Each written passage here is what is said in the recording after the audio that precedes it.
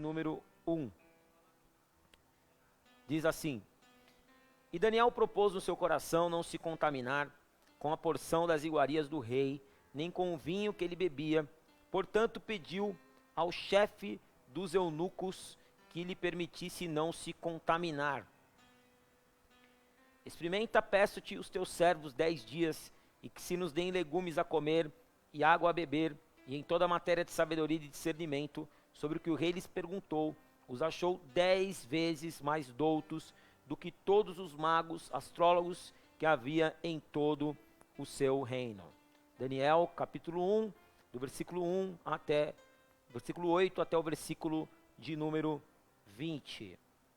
Versículo 8 até o versículo 20. Queridos, aqui fala de Daniel. Daniel, ele estava no exílio, babilônico. Para quem não sabe a história, ele estava escravo junto com o povo na Babilônia.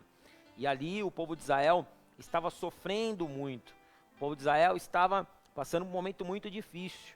Mas Daniel, ele resolve, ele faz um propósito. Ele falou, como espiritualmente, todas as vezes que há uma escravidão física, há uma escravidão espiritual.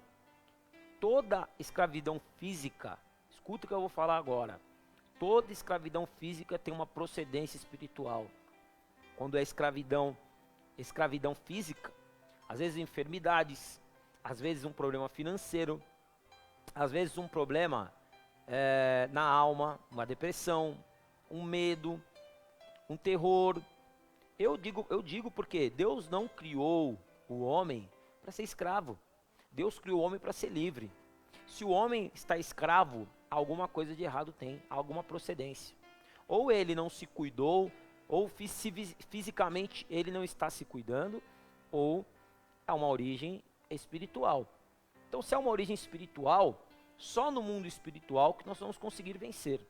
E Daniel entendeu isso, ele fez um propósito firme. A Bíblia fala que ele resolveu firmemente não se contaminar, decidiu não se contaminar. Por que ele não se contaminou com o banquete do rei da Babilônia? Porque ele sabia que aqueles banquetes eram consagrados a outros deuses. Então, se ele comesse, ele não teria autoridade contra aqueles deuses e contra a Babilônia.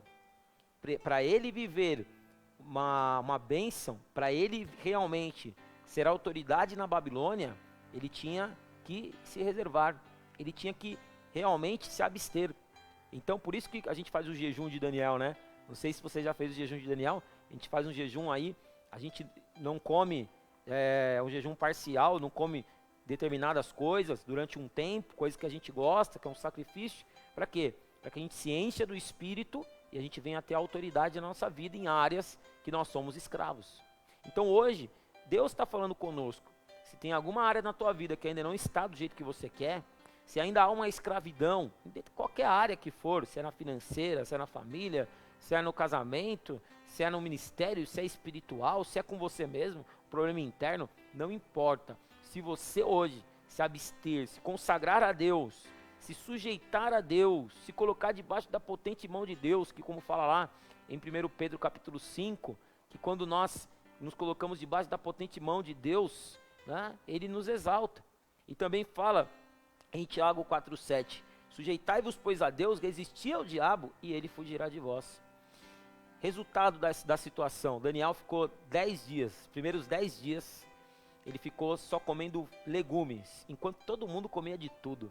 Imagina, você com um banquete, vamos pensar um banquete brasileiro, vai, você tá lá com uma mesa, com picanha, com gelatina colorida, com pão de alho, imagina aquele churrasco que você gosta. E você não comer nada daquilo, comer legume, né? Ou seja, realmente foi um sacrifício, mas que valeu a pena. Porque depois de 10 dias, Daniel estava mais sábio, Deus deu uma inteligência para ele que ninguém tinha.